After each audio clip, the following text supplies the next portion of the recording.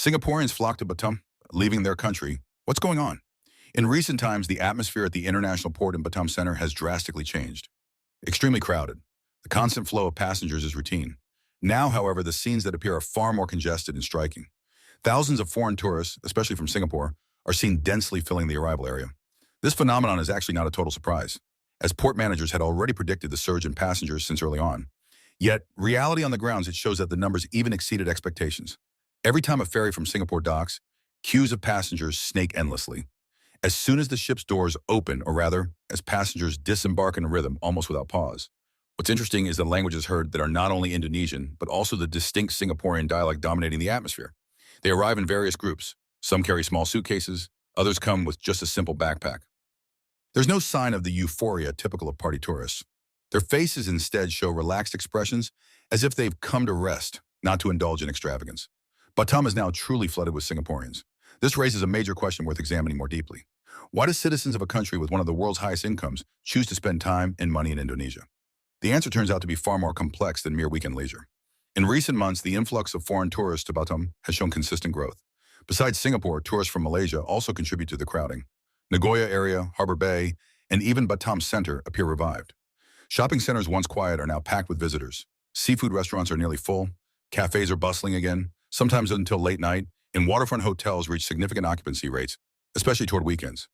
At first glance, this situation seems like good news for Batam's tourism sector, as if it has regained its momentum. But if we look deeper, this surge is not merely about tourism recovery. There's a broader economic behavior pattern emerging gradually but surely. Geographically, Batam has always held an advantage. It's extremely close to Singapore, only about 1 hour by ferry.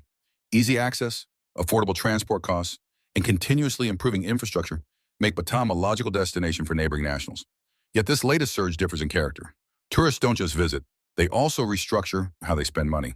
Many visitors choose to stay 2 to 3 nights, enjoying comfortable hotel facilities at prices much lower than in Singapore. Moreover, they shop for goods whose prices in their home country feel increasingly expensive.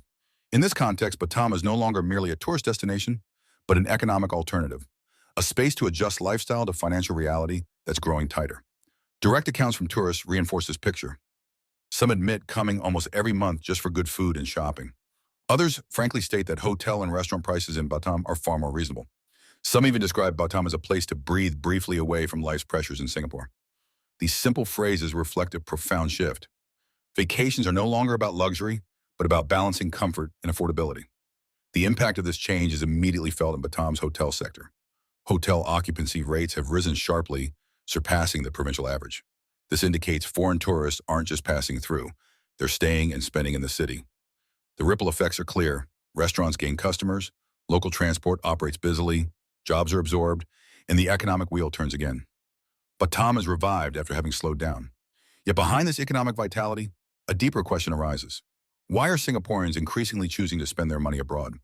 To understand the answer, we need to cross back to Singapore and see what's happening there. Throughout 2025, Singapore has faced unusual economic pressure. Around 20,000 people were reported to have lost jobs. Globally, this figure may seem small, but for Singapore, it's a serious signal.